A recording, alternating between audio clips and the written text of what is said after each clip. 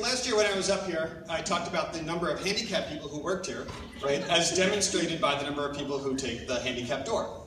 That was last year's joke, so you don't have to laugh at it. So this year, right, since then, we've created those revolving doors. And I gotta tell you, they confuse me because I don't know what to do. Because the sections are big enough for like 4 or 5 people, so I don't know, do I get in behind somebody else and let them do the work? Or do I like get up front and push with them? What I do know is the more I push it, the slower they get. Right? And so maybe it's a team building activity that like we're all supposed to push. So in any case, I do exactly what I made fun of last year, and I've just become another handicapped person who uses the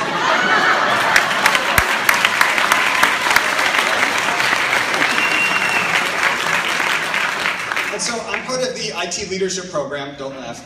And as part of that, we went to Indonesia earlier this year. And so before we went, we spent half a day with travel and security learning all the things not to do, right? Don't drink the water, don't congregate near people, and whatever you do, don't dress like an American. And I think they thought I was going to come off the plane looking like Captain America, singing the Star-Spangled Banner, like, here I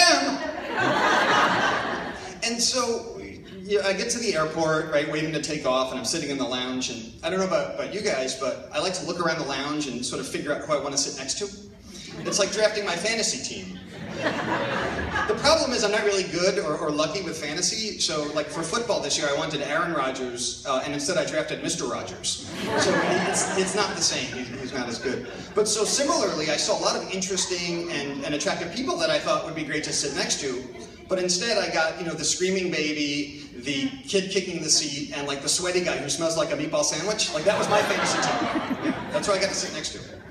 And so, you know, they call our names when we get on the airplane. And I also always get stuck behind the guy who doesn't understand spatial physics and is trying to shove their bag in the overhead bin, right? There's like the line of people behind him. And you're like, sir, like it's not gonna fit. It's a queen mattress. Like I don't know why you're trying to, why would you bring that on a plane? Like, it doesn't make any sense. And so we're flying.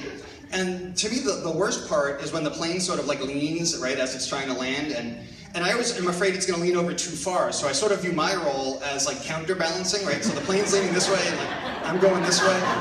And so like at this point, I'm in sweaty meatball guy's lap. But it's fine, because the plane was upright, so clearly it worked. So we get to Indonesia, and they're actually having a global conference there, and there were delegates from all over the world.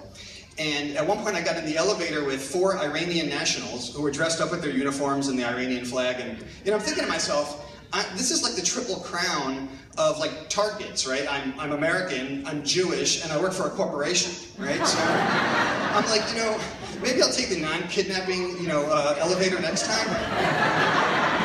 Now the good news is I was still wearing my Captain America outfit. And instead of the star in the middle, I had the Jewish star. So I was Captain Jew-America. So they didn't mess with me. You don't mess with Captain Jew-America. Now, despite all of the warnings, there was one day that we all got sick. We must have eaten something. We were up all night running to the bathroom. It was bad. And so the next day I'm thinking, you know, I traveled 10,000 miles to see something that most people never get to see in their lifetime. That would be my own small intestine. Yeah. I have pictures, yeah, you can, if you want to see. Now, despite all of those problems, I still love to travel. My brother and I went to Africa a few years ago, and we met a Maasai, we were in a Maasai village, and we met with a Maasai man and his 8 wives. And you know, we're thinking like, why does he have 8 wives? And then we met them.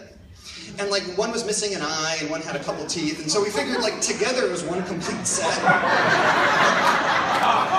Right, it's like, it was like Mrs. Potato Head, like you take an eye from one, like a nose from another, and you got one mighty fine potato, you know what I mean? And so, you know, I grew up in the 70s and the 80s, and recently, you know, a lot of my childhood idols have turned out not to be so great, right? You know, Hulk Hogan and Mel Gibson turned out to be racist, and, you know, the Bill Cosby incident, and Pete Rose gambled, and so I'm thinking, like, what's going to happen next? Like, are we going to hear that Mr. T joined the Taliban? Or, like, you know, Ice Cube had a bad day, perhaps? Or even like the Goonies became a prison gang. Like, I'm not sure, right? But what I do know is that, you know, so therefore it's hard to find good idols and people to look up to, and that's why places like the United Way are important. So please remember to give, and take it from Captain Jew-America, and please give. Thank you.